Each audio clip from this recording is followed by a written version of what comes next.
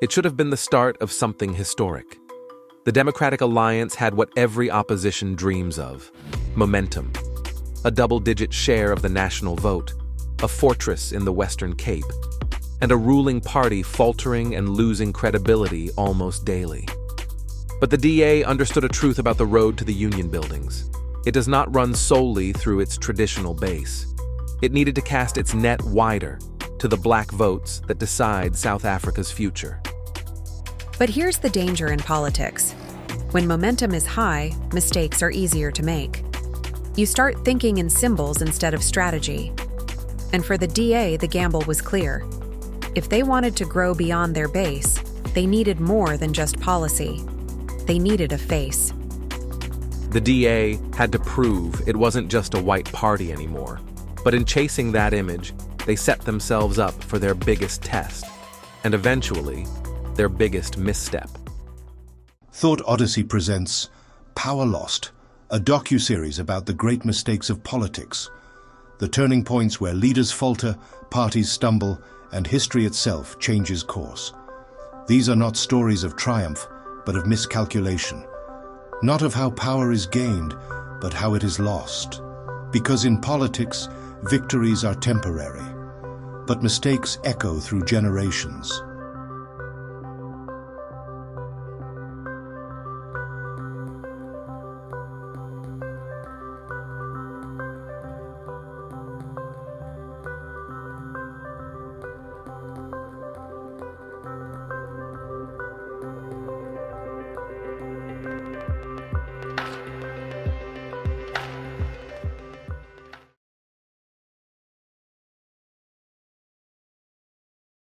He was young, articulate, a family man, black, married across racial lines. In other words, the perfect embodiment of what the DA wanted the country to see.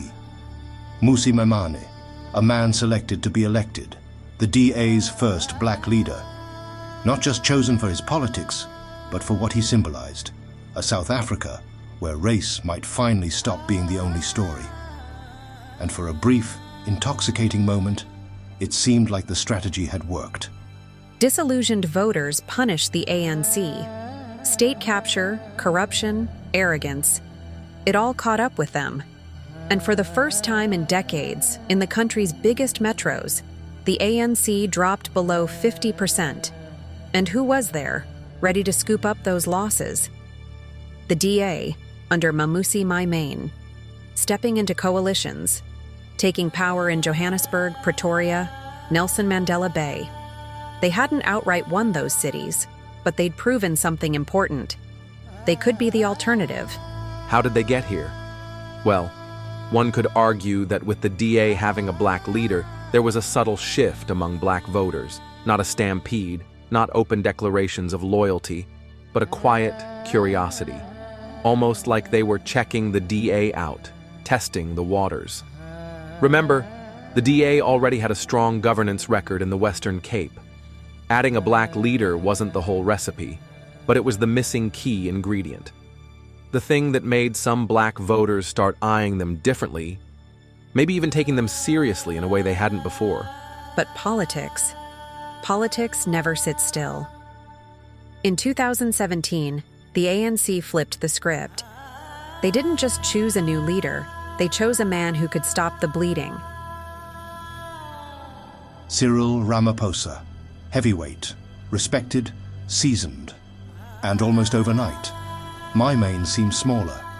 The oxygen in the room was gone. Here's the reality. The DA hadn't won the metros by outmuscling the ANC. They'd taken advantage of the ANC collapsing in on itself. And Ramaphosa? He looked like the man who could steady that ship. For a lot of voters, deep down, the hope wasn't for the DA to win. It was for the ANC to fix itself.